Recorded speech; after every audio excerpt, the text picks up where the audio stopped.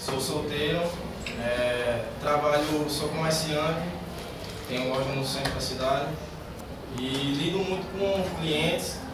Também tenho, fabrico bolsa também.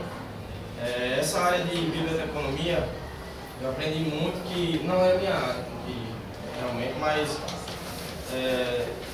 decorrer com o tempo, fui me apaixonando, gostei muito, das matérias da professora Edilene e de Amorim, que é OIM.